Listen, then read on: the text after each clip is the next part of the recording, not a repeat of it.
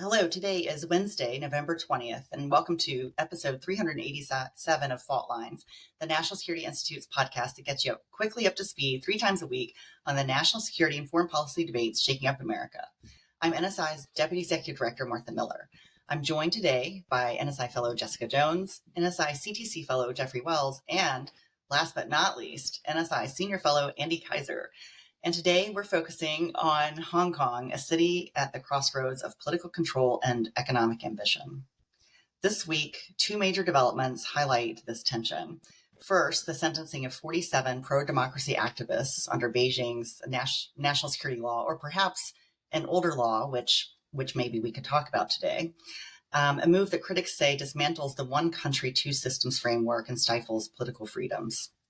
With prison terms ranging from 4 to 10 years for organizing unofficial primary election, this trial, the largest yet under the law, has drawn condemnation from Western governments and human rights groups as a crackdown on dissent.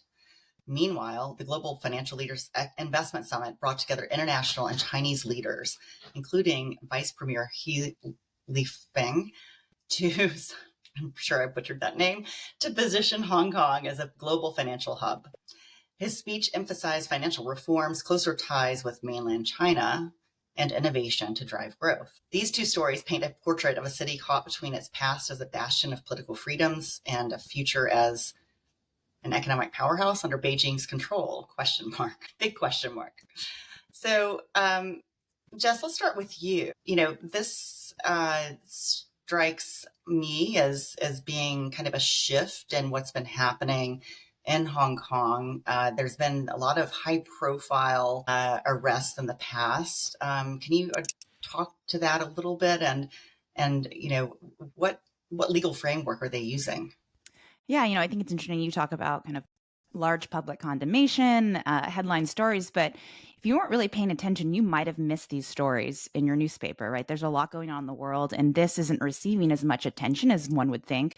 The 47 protesters and activists, they were arrested in 2021. So this has been an ongoing judicial process for 3 years. So you really had to kind of be tracking it. And there's also Jimmy Lai that testified on his own behalf today, another media owner in Hong Kong under arrest, who's facing actually life in imprisonment under the national security law. And so, I think you have some Western outcry from Western nations, but a lot of, the countries closer to China geographically haven't spoken out as much about these sentences because of the close ties with China. And I see, you can see the lack of, China backing down when it comes to the national security law because they have growing, economic and political influence. There's not really much we can do. We're not really gaining, opposition isn't really gaining the way here. And unfortunately, you see this consolidation of power with the 47 sentences. They've wiped out basically this wave of activists, politicians, journalists, free speech, and protest. And you see Hong Kong now using more kind of colonial era sedition laws. They don't need to use the national security law. The spotlight is on that, and they're kind of going a little more under the radar and using laws that target nonviolent protests and publications, hopefully to draw attention away from this kind of controversial national security law. But that doesn't mean the rest are going to stop. Doesn't mean that free speech is going to flourish. You're going to see, I think, a crackdown on kind of more everyday protesters and folks that are speaking out. Jeffrey, what do you think of this dichotomy between Hong Kong and its history as this amazing economy, place for investment, entrepreneurship, capitalism, and this crackdown on political freedoms? Thank you. Beijing's latest push to flood Hong Kong's financial markets with Chinese listings ahead of these trials. And it reminds me of the witch in Hansel and Gretel. She lured the unsuspecting with a house full of candy, enticing and irresistible on the surface. But inside it was a trap designed to consume those who entered. This is the reality of Beijing's strategy to me. They're presenting a tempting facade here, an illusion of strength and opportunity, but beneath this glossy exterior lies something far more calculated, and I believe something dangerous. It's a move designed to reshape Hong Kong's financial future and entangle its autonomy to that future inch by inch. And for U.S. policymakers, I think this dilemma could not be more apparent or more daunting. The question here is, does the U.S. embrace economic engagement, risking complicity in the slow erosion of democratic freedoms, or does the U.S. stand firm, resisting these overtures, knowing full well that the risks of financial instability that could ripple across the globe follow? Beijing is offering what appears to be the stability, yet behind it are cracks that threaten Hong Kong's autonomy and the freedoms that underpin it. And if the U.S. chooses engagement, it risks repeating past mistakes, and mistakes that are echoing Neville Chamberlain's appeasement strategies, where short-term calm comes at the cost of long-term regret. And if we choose hawkish resistance, we face the real possibility of financial upheaval and chaos that could disrupt markets far beyond Hong Kong's borders. I mean, here, every step matters and every choice carries weight. This is a high-stakes moment, not just for democracy and human rights in Hong Kong, but for traditional American values and the global financial system that links all of us. Andy, you've been a China observer for many years. What are your thoughts on these developments? Yeah, I do think it's worth noting that this is exactly what the Chinese government said they would not do to Hong Kong, right?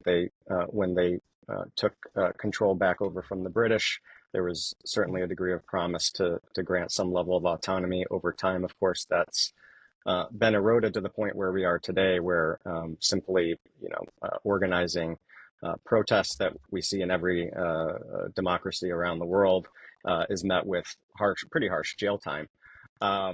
So, I'm looking at Hong Kong through the lens of a possible preview of what could happen in Taiwan, say post 2027, if Xi Jinping follows through on multiple threats to reunify Taiwan with the mainland, either, likely by force.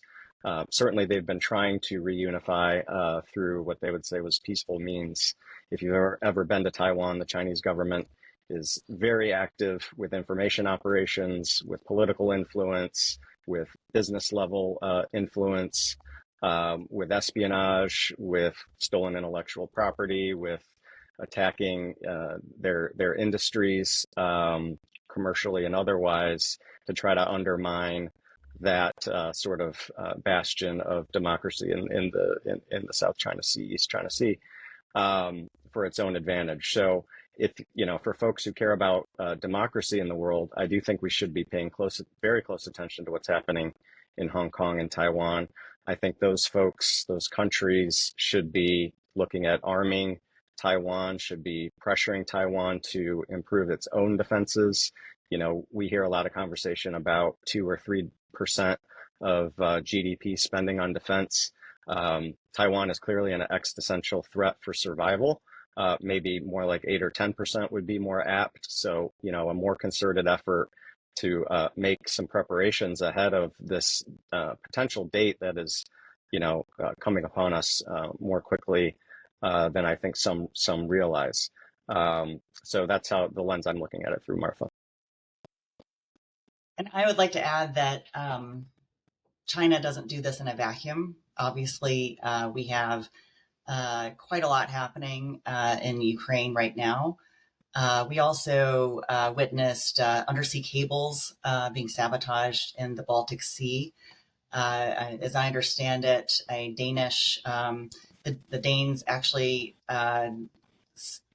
captured this ship that was responsible, a Chinese flagged ship, which had a Russian, captain. So this is not being done in isolation by any stretch.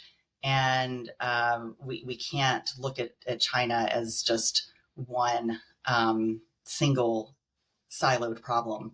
It is interconnected with other authoritarian regimes, and we should be mindful of that. On that note, thanks so much to Devlin Burney, Claude Jennings, and the NSI staff for their help producing today's episode. Join us on Friday, November 22nd, for another episode of Fault Lines, the National Security Institute's podcast that gets you smart fast on the national security and foreign policy debates shaking up America. Fault Lines is now on YouTube, so check out our channel for a video of today's episode. If you like what you heard or saw, be sure to rate, review, and subscribe.